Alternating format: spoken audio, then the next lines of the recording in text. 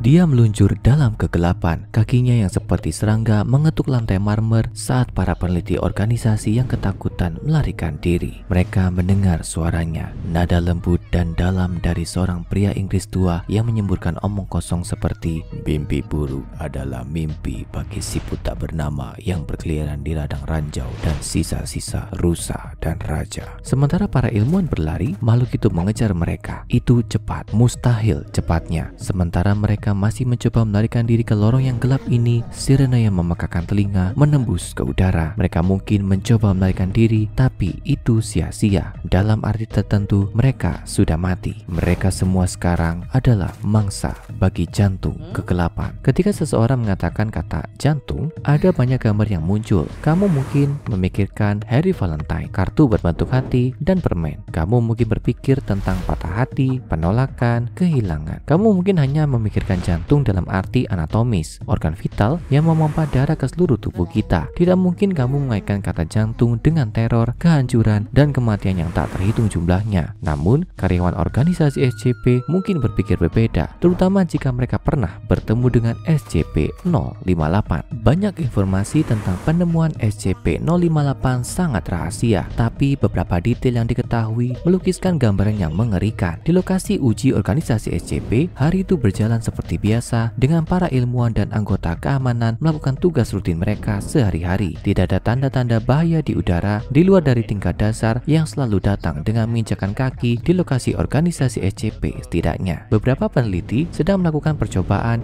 yang secara spesifik telah dihapus dari semua catatan yang melibatkan bangkai sapi. Ketika seorang peneliti Dr. C meletakkan tangannya di atas spesimen dan bersiap untuk membedahnya, dia terkejut merasakan denyut nadi dari hewan yang diduga mati itu. Dr. C berbagi keterkejutannya dengan rekan-rekannya, tapi kekhawatirannya segera ditepis. Jelas, ini adalah mayat. Dia sedang membayangkan sesuatu, kata mereka. Lagi pula, dia relatif baru dalam pekerjaan itu. Itu mungkin hanya syaraf. Kepala peneliti Dr. L bersikeras agar dia mengambil alih. Mendorong Dr. C ke samping, Dr. L mulai membuat sayatan di dada hewan itu. Saat dia melakukannya, dia juga merasakan sesuatu yang aneh. Tidak ada keraguan tentang hal itu. Sapi mati ini memiliki jantung yang berdetak. Dia mendongak dari pekerjaannya untuk memberitahu para peneliti lain untuk menjelaskan apa yang dia rasakan. Tapi saat itu sudah terlambat. Sesuatu yang mengerikan itu sudah terjadi. Dengan suara daging yang diremas-remas perut, jantung sapi itu meledak dari dadanya dan menjatuhkan diri ke lantai. Itu sangat besar dan semua dokter melompat mundur dari melihatnya. 4 kaki kurus seperti laba-laba menyodok melalui daging jantung dan itu mulai dengan cepat meluncur di sekitar ruangan. Para peneliti yang meninjau rekaman keamanan kemudian akan mencatat bahwa itu tidak hanya bergerak secara acak, tampaknya gelisah, marah karena ditemukan, dan langsung menunjukkan permusuhan terhadap para ilmuwan di ruangan itu. 4 tentakel selanjutnya terbentang dari dalam jantung dan menjadi pelengkap yang penuh dan menggeliat. Mereka bergerak dengan sangat cepat saat jantung berputar di sekitar ruangan dan dilapisi duri yang tajam. Akhirnya, sebuah songat menyembul dari bagian belakang jantung di mana seharusnya lubang vena cava superior berada. Semua ilmuwan melompat dalam tindakan, dengan satu meraih pisau bedah dan satu lagi bergerak menuju pintu. Tapi sebelum orang-orang itu bisa meminta bantuan, tentakel melilit mereka dan merobeknya sampai hancur. Mendengar teriakan yang datang dari laboratorium, petugas keamanan datang untuk menahan ancaman tersebut. Namun, mereka bukanlah tandingan makhluk aneh yang akan segera dikenal sebagai SCP-058. Itu merobek tim keamanan dalam beberapa menit, meninggalkan sisa-sisa mereka yang compang-camping di belakangnya. Sangat mengerikan bagi anggota yang masih hidup di lokasi. SCP-058 mampu melarikan diri dari penahanan dan menuju ke kota tetangga. Laporan kejadian mengatakan bahwa ketika makhluk itu mencapai kota, kamu bisa mendengar teriakan bermil-mil. SCP-058 mengukir jalan kekerasan melalui kota, menyerang segala sesuatu yang terlihat dengan penyengat dan tentakelnya, dan meninggalkan jejak cairan aneh dari penyengatnya. Puluhan warga tewas dan 70% bangunan hancur total. Ketika agen dikirim ke lokasi untuk menangkap makhluk itu, mereka terkejut melihat tingkat kehancuran yang disebabkan oleh sesuatu yang sangat kecil. Aroma darah dan asap memenuhi udara dan anggota badan yang terputus berserakan di tanah di samping kayu yang patah dan batu bata yang runtuh. Orang-orang yang selamat dari reruntuhan tidak dapat ditenangkan. Mereka hanya menjadi tenang setelah mereka diberi amnestik untuk menghapus ingatan mereka tentang pertemuan dengan SCP-058. Mereka juga harus diberi kehidupan baru karena tidak ada lagi yang tersisa dari kehidupan lama mereka. Agen organisasi SCP hanya dapat menangkap dan menahan SCP-058 setelah itu dihancurkan oleh puing-puing bangunan yang runtuh di atasnya. Mereka menemukannya kepalanya rata di bawah lempengan batu, kaki-kakinya terayun-ayun, tentakelnya lemas. Para agen dapat dengan aman mengeluarkan puing-puing dan membawa jantung tanpa korban lagi hari itu. Setelah dibawa ke penahanan, jantung itu ditahan selama 3 minggu dan tetap tenang selama waktu itu. Hampir tidak terbayangkan bahwa makhluk kecil ini tidak terbunuh dalam insiden itu, tapi organisasi akan segera mengetahui bahwa makhluk ini sangat tahan lama. Itu lolos sekali lagi saat dipindahkan ke lokasi penahanan SCP, lagi-lagi menyebabkan cedera dan kematian. Karena hanya pernah mengalami SCP-058 dalam bentuknya yang jinak dan terluka, tim yang bertanggung jawab atas transfer itu tidak siap untuk kekuatan dan kekerasan yang bisa dilakukan makhluk itu. Dia melarikan diri dari mobil lapis baja dan masuk ke hutan, di mana dia mengeluarkan isi perut beberapa tupai dan kelinci, atau lebih tepatnya mereka diyakini sebagai tupai dan kelinci. Sisa-sisanya terlalu dimutilasi untuk diidentifikasi dengan benar. Itu baru akhirnya ditangkap setelah dihancurkan oleh tank lapis baja. Tapi bahkan ini tidak membunuh makhluk itu, dan itu dipindahkan ke penahanan bio bersenjata area 14, di mana dia tetap ada sampai hari ini. Ada banyak hal tentang SCP-058 yang mengerikan, tapi ada satu atribut yang ditunjukkannya di penahanan yang akan membuat peneliti yang paling berpengalaman sekalipun merinding. Meskipun tidak memiliki kapasitas anatomi untuk pidato, tidak ada tenggorokan, vokal akord, atau bahkan sistem pernafasan, SCP-058 berbicara. Tidak hanya berbicara, tapi berbicara terus-menerus dengan suara yang dalam dari seorang pria Inggris tua. Tidak ada yang tahu siapa pemilik suara itu atau apakah itu milik siapapun. Mungkin itu hanya milik SCP-058. Entah bagaimana. Seperti yang sering terjadi pada SCP yang mampu berbicara, ada beberapa upaya untuk mewawancarai makhluk itu dan setiap kalinya berakhir dengan bencana total. Wawancara satu-satunya dengan transkrip yang tersedia adalah wawancara 058-04 dilakukan oleh Dr. Johnston dengan beberapa anggota di ruangan untuk keamanan tambahan. Dr. Johnston berusaha mengetahui asal-usul makhluk itu, menanyakan namanya dan dari mana asalnya. Makhluk itu menjawab dengan puisi yang samar dan meresahkan, memberikan jawaban atas pertanyaan sederhana dengan, "Saya bermimpi tentang keajaiban ratu yang hidup di dalam hati, cinta dan perawatan dari semua orang tua yang saya tahu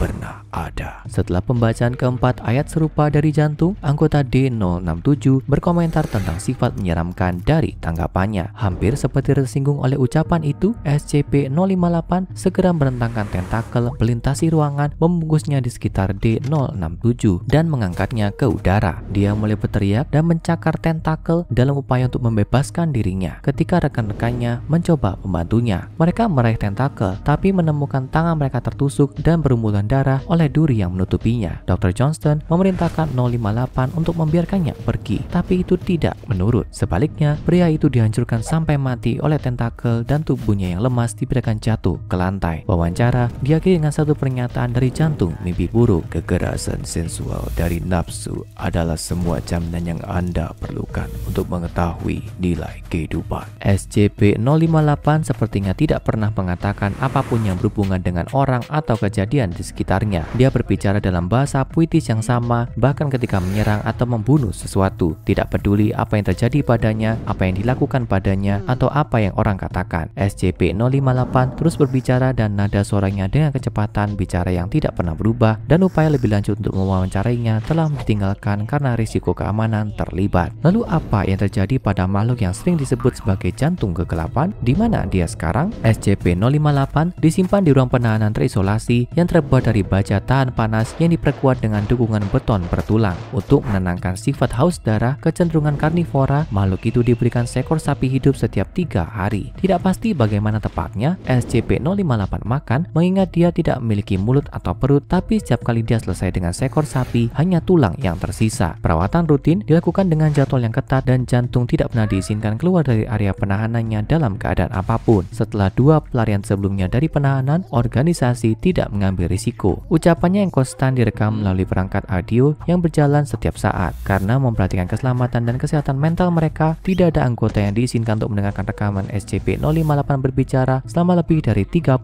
menit setiap kali. Tidak diketahui apa yang akan terjadi pada seseorang yang mendengarkannya lebih lama, tapi telah disarankan bahwa konsekuensinya bisa mengerikan. Jika makhluk itu melarikan diri lagi, lokasi penahanan diperintahkan untuk dihancurkan melalui ledakan senjata nuklir di tempat. Dalam keadaan apapun, dia tidak boleh dibiarkan keluar ke dunia lagi. Bahkan, dengan semua tindakan pencegahan ini, SCP-058 telah bertanggung jawab atas lebih dari 150 kematian di lokasi penahanan pertahanannya saat ini. Ada beberapa orang di organisasi yang telah mengkampanyekan agar SCP-058 dimusnahkan, percaya bahwa ada lebih banyak kerugian daripada kebaikannya dilakukan dengan mempertahankannya tetap hidup. Namun, semua upaya untuk menghentikannya sejauh ini gagal. Tidak peduli berapa banyak trauma fisik yang diderita jantung, sepertinya dia tidak bisa dibunuh. Itu hanya bisa lumpuh untuk waktu yang singkat. Ada cerita kisah horor klasik karya Edgar Allan Poe berjudul Kisah Jantung Bercerita. Di dalamnya, seorang pria membunuh seorang pria tua dan mengubur tubuhnya di bawah papan lantai di rumahnya. Di sana, meskipun lelaki tua itu pasti sudah mati, si pembunuh bersumpah dia bisa mendengar detak jantung yang naik melalui papan lantai. Tidak peduli apa yang dia lakukan untuk menghilangkan suara, dia tidak bisa menghindarinya dan akhirnya menjadi gila oleh detak jantung orang mati yang tak henti-hentinya. SCP-058 mungkin bukan jantung manusia, hati manusia, atau bahkan jantung yang sebenarnya. Namun, seperti jantung yang diceritakan, dia terus berdetak tidak peduli seberapa keras orang mencoba menghentikannya. Denyut nadi yang terus-menerus menghantui organisasi SCP, sebuah pengingat suram bahwa ada sesuatu di dalam dindingnya yang dapat dan akan membunuh semua orang jika diberi kesempatan. Itu tidak dapat dihancurkan oleh bangunan yang runtuh, tank lapis baja, atau pasukan ahli, dan rencana darurat ledakan nuklir bahkan tidak dijamin berhasil. Sangat mungkin bahwa setelah fasilitas dimusnahkan dan semua staf telah dibakar dan asapnya akhirnya hilang, jantung kegelapan akan tetap ada di sana, masih berdetak, masih berbicara, dan masih membunuh. Sekarang, tonton SCP-1981 Regan terpotong saat bicara dan SCP-2662